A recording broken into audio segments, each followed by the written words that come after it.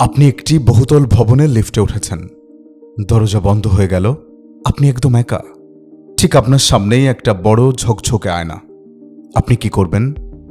খুব সম্ভবত নিজের চুলটা একটু ঠিক করবেন, অথবা দাঁতে কিছু লেগে আছে কিনা তা পরখ করবেন। আর যদি সাথে স্মার্টফোন থাকে তবে একটা লিফট সেলফি তো মাস্ট। কিন্তু আপনি জানেন কি, এই আয়নাটা ওখানে আপনার সৌন্দর্য দেখার জন্য লাগানো হয়নি। না, এটা কোনো ইন্টেরিয়র ডিজাইনের অংশও নয়। এমনকি লিফট কোম্পানি আপনার চেহারা নিয়ে বিন্দুমাত্র মাথা ঘামায় না। তাহলে কেন কয়েক লক্ষ টাকা খরচ করে পৃথিবীর প্রায় সব লিফটে এই কাচের টুকরোটা বসানো হয়? বিজ্ঞানীর আজকের আসরে আমরা এমন এক অদ্ভুত মনস্তাত্ত্বিক সত্য উন্মোচন করব, যা শুনলে আপনি পরের বার লিফটে ওঠার আগে দুবার ভাববেন। আজ আমরা কথা বলবো লিফটের আয়না এবং আপনার মস্তিষ্কের সেই আদিম ভয় নিয়ে, যা আমাদের অজান্তেই আমাদের নিয়ন্ত্রণ করছে।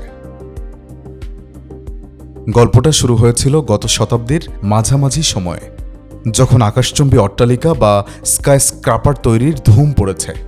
মানুষ তখন লিফটে উঠতে শুরু করেছে। কিন্তু একটা বড় সমস্যা দেখা দিল। মানুষ অভিযোগ করতে শুরু করলো যে লিফটগুলো বজ্র ধীর গতির। নিচতলা থেকে 10 তলায় উঠতে মনে হতো যেন যুগ পার হয়ে যাচ্ছে। ইঞ্জিনিয়াররা পড়লেন মহাবিপদে। তারা লিফটের মোটরের শক্তি বাড়ালেন, মেকানিজম উন্নত করলেন, কিন্তু তাতেও মানুষের বিরক্তি কমছে না। মানুষ আরও দ্রুত লিফট চায়। কিন্তু প্রযুক্তিগতভাবে লিফটের গতি একটি নির্দিষ্ট সীমার বেশি বাড়ানো ছিল অত্যন্ত ব্যয়বহুল এবং বিপজ্জনক। ঠিক এই সময়েই প্রবেশ করলেন একজন বিজ্ঞানী। তিনি বললেন, সমস্যা লিফটের গতিতে নয়, সমস্যা মানুষের মস্তিষ্কে। মানুষের মস্তিষ্কের একটা অদ্ভুত বৈশিষ্ট্য আছে। যখন আমরা কোনো কাজ ছাড়া ছোট জায়গায় আটকে থাকি, আমাদের সময় কাটতে চায় না। একে বিজ্ঞানের ভাষায় বলা হয় টেম্পোরাল ডিস্টরশন।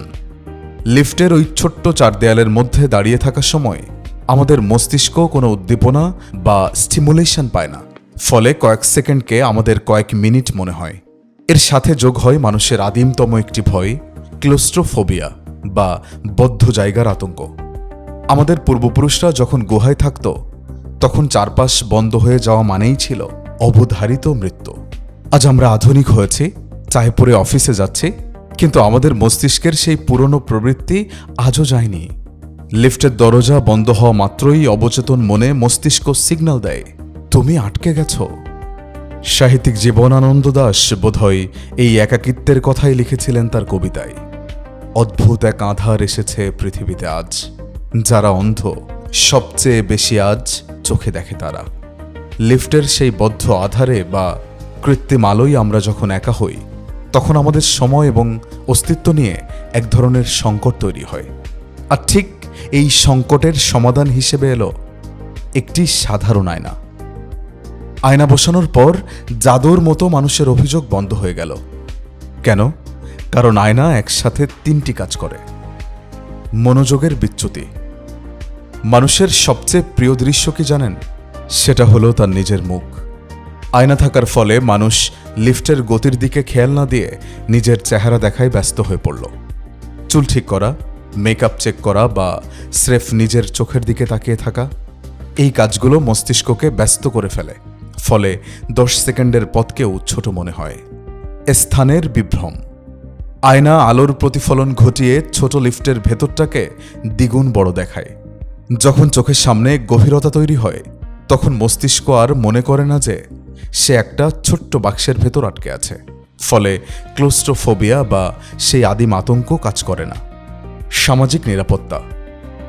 আপনি কি কখনো লিফটে অপরিচিত কারোর সাথে উঠে অস্বস্তি বোধ করেছেন? আয়না আপনাকে সাহায্য করে অন্য ব্যক্তির দিকে সরাসরি না তাকিয়েও তার উপর নজর রাখতে। এতে মানুষ নিজেকে নিরাপদ বোধ করে। কিন্তু এখানে কি গল্প শেষ? না। বিজ্ঞানীরা একটু গভীরে গিয়ে দেখেন, এই আয়না আসলে আমাদের এক বিশাল সত্যের মুখোমুখি দাঁড় করায়। আমরা সারাদিন বাইরের পৃথিবীর পেছনে ছুটি, কিন্তু নিজের মুখোমুখি হওয়ার সময় আমাদের নেই। লিফটের ওই কয়েক সেকেন্ড আমাদের বাধ্য করে নিজের চোখের দিকে তাকাতে। বিশ্বকবি রবীন্দ্রনাথ ঠাকুর যথার্থই লিখেছিলেন, আপনারে শুধু চেনা যায় আপনারে চেনার আলোতে। লিফটের আয়না যেন সেই আলোর কাজ করে। আমরা যখন লিফটে নিজের দিকে তাকাই, আমরা কি শুধুই চেহারা দেখি, নাকি আমাদের ভেতরের অস্থিরতাকেও দেখি? লিফট কোম্পানিগুলো আসলে আমাদের এই আত্মমগ্নতাকে ব্যবহার করে তাদের ব্যবসা চালিয়ে নিচ্ছে। তারা জানে মানুষকে যদি তার নিজের চেহারার নেশায় ডুবিয়ে রাখা যায় তবে সে সময়ের হিসেব ভুলে যাবে। তাহলে সারসংক্ষেপ কি দাঁড়ালো? লিফটের আয়না কোনো লাক্সারি নয়, এটি একটি নিখুঁত সাইকোলজিক্যাল টুল। এটি ইঞ্জিনিয়ারিংয়ের ব্যর্থতাকে মস্তিষ্কের হ্যাক দিয়ে ঢেকে ফেলার এক শ্রেষ্ঠ উদাহরণ। পরের বার যখন লিফটে উঠে আয়নায় নিজের চেহারা দেখবেন তখন একটু হাসবেন, কারণ আপনি জানেন ওই আয়নাটা আপনার রূপ দেখার জন্য নয়, বরং আপনার ভয়কে আড়াল করার জন্য রাখা হয়েছে। আজকের ভিডিও থেকে আপনার জন্য একটি বিশেষ প্রশ্ন। আপনি কি জানেন লিফট ছাড়াও আর কোন কোন জায়গায় আমাদের মস্তিষ্ককে এভাবেই ধোঁকা দেয়া হয়? আমাদের প্রতিদিনের ব্যবহারের এমন কোন জিনিসটি আসলে আমাদের অজান্তেই নিয়ন্ত্রণ করছে আমাদের সিদ্ধান্ত? উত্তরটা আপনার আশেপাশেই লুকিয়ে আছে। একটু বিজ্ঞানী হয়ে চিন্তা করলেই পেয়ে যাবেন। আর যদি খুঁজে না পান তবে তো আমরা আছি। ভিডিওটি ভালো লাগলে নিজের মস্তিষ্কের নিউরনগুলোকে একটু সজাগ করুন, লাইক দিন আর সাবস্ক্রাইব করে যুক্ত হন আমাদের এই জ্ঞানের উঠানে। দেখা হবে পরের ভিডিওতে, যেখানে আমরা খুলব অন্য কোনো রহস্যের দরজা। ততক্ষণ পর্যন্ত প্রশ্ন করতে থাকুন, শিখতে থাকুন, কারণ বিজ্ঞানী হওয়াই এখনকার সবচেয়ে বড় বুদ্ধিমত্তা।